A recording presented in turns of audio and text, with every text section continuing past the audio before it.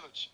Na minha época, eu tenho pena dos zagueiros, porque o que tinha de cotovelada, de braço aberto, e o jogo seguia. Segue o jogo, meu garoto, segue o jogo. Quero refletir sobre isso. O Lédio Carmona tá assim já porque ele sabe que agora no futebol brasileiro você não pode abrir o braço. Então você tem que saltar assim, comentar futebol assim, andar assim. Ontem o Sandro Meirahit, na Central do Apitos, comentou o seguinte: não, para os padrões do futebol brasileiro, por aquilo que se marca aqui, isso é pênalti. E eu em casa queria entrar na transmissão de vocês para dizer o seguinte: então o problema é do padrão brasileiro, né? Porque eu só vejo esse tipo de pênalti marcado aqui. Então se isso é padrão do futebol brasileiro, ou a gente está super bem, que a gente tem um padrão único, maravilhoso no mundo, ou estamos muito mal. E aí, Lédio Carmona, bem-vindo à Seleção. Tudo em paz com o senhor? Tudo bem, Risa, tudo bem. Paulo Nunes, emérito cavador de pênalti na sua época de jogador. Mansur.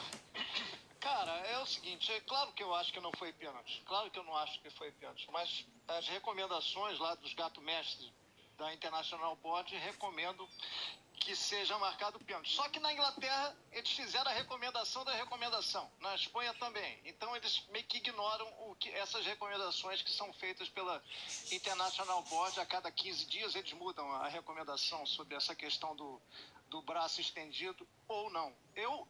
O que eu acho é o seguinte: o nome do negócio é penalidade máxima. Então, se é penalidade máxima, ela não pode ser marcada por um lance involuntário.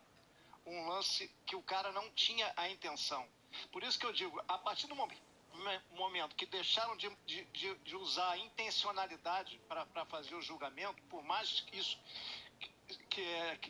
seja subjetivo, você dá asas a essas loucuras, entendeu? Se é penalidade máxima, você tem que ter o rigor máximo para marcar. Você não pode marcar uma coisa sem querer como penalidade máxima.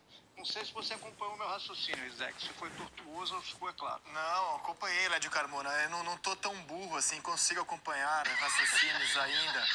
E eu queria entender quem fez a recomendação, como é possível saltar assim, ó, pra disputar uma bola. Hã? O que foi? A International Board podia referendar essa sua recomendação aí, foi boa. Cara, assim, tem que saltar assim.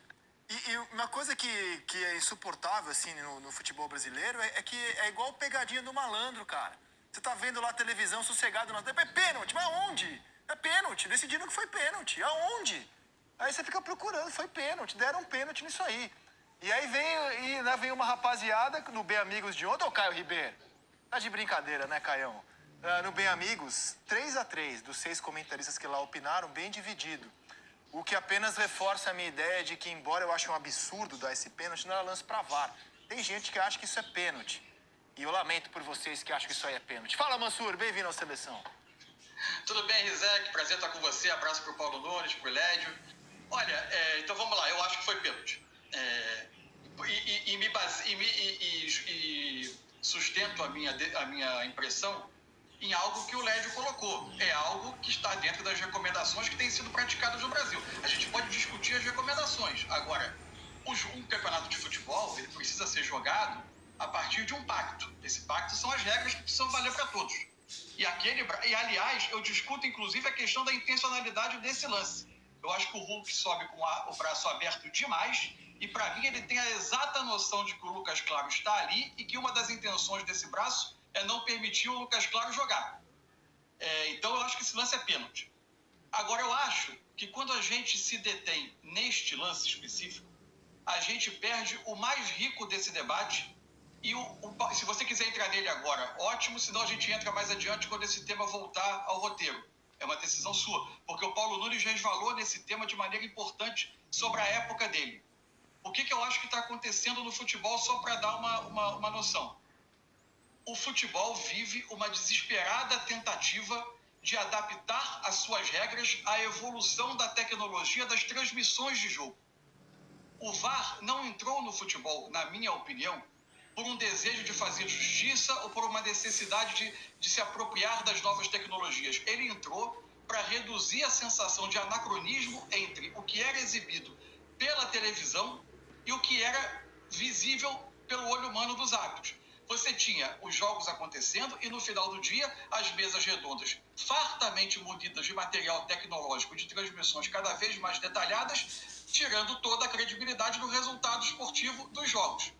E pouca gente disposta a conviver com essa limitação do olho humano e a conviver com determinadas injustiças. Então se buscou o uso da tecnologia no futebol. As mudanças de regras e essas recomendações, elas são, para mim, exatamente isso.